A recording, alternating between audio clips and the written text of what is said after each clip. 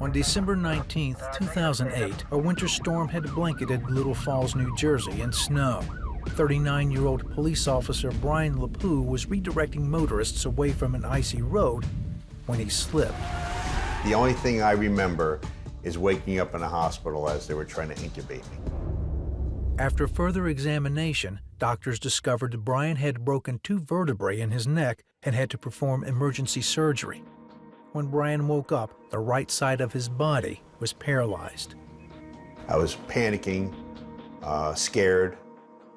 Adding to his fears, the divorced father of 3 had remarried, and his wife Meg was expecting. He's paralyzed. My husband's paralyzed. I was newly married. I had just lost my father. I was like, this can't be real. Still, doctors were confident that in time he would fully recover.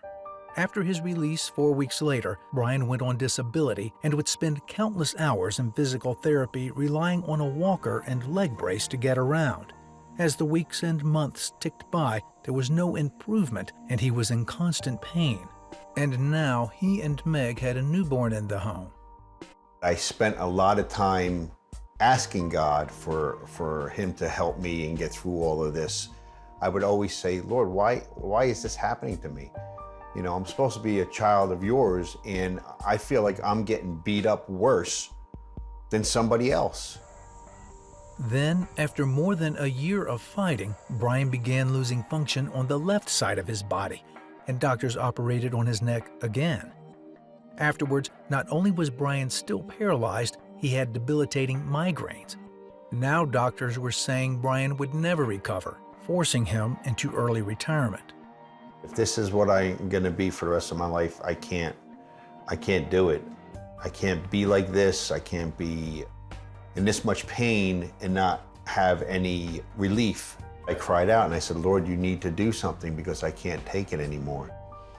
In all that time and the years to come, Meg refused to give up hope. She turned to friends, family, and their church for prayer and even took Bryan to some healing conferences.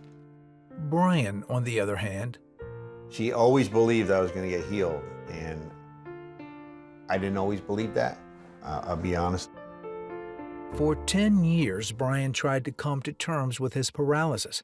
One saving grace was that he's left-handed and could at least try to enjoy some of the things he loved, like hunting, fishing, and being with his wife and kids. Even then, he was limited. Then, in August 2019, Meg convinced Bryan to go to yet another healing conference. Right before we left, you know, he would pack his brace, his charger, his crutches, and I told him, you don't even need your crutches. Don't bring your crutches because you're not going to need it. Bryan had been down this road before. The last thing I wanted to do is hear another person talk about healing, and I didn't want to get prayed for again because I've been prayed for hundreds of times before. At the conference, many people were being called forward for prayer. Bryan wasn't one of them. Furious, Meg stormed out of the room. I can't believe it. I can't believe it. Yeah, I was mad at God. While she was out, it felt like somebody grabbed me by the back of my neck and picked me straight up and made me start walking forward. Moments later, I came back and he was on the floor. They were praying for him. I see his hand go up, moving. He's smiling, and I'm in amazement and shock, you know. It's happening, right? It's happening. I looked at my hand and I said, well, move. And like I've tried a million times before, it was crunched up and curled over. It started to straighten. And then my fingers would wiggle. And I was like, oh my God. And it's all twitchy and it's all spasming and it's all crazy, but it's moving. And it never did that before. Then he takes his brace off and he starts walking around. He walked around, this is probably at 11 o'clock at night. Walks around the sanctuary a couple times. Then they let go and there's 3 people holding him, and then they let go and he walks around by himself. Wow. Come on, Jesus! 6 months later, in a report from Bryan's pain management doctor, Bryan still shows no signs of disability. Now working full-time at a rock quarry, he's grateful to have his life back and especially enjoys every minute he has with his family.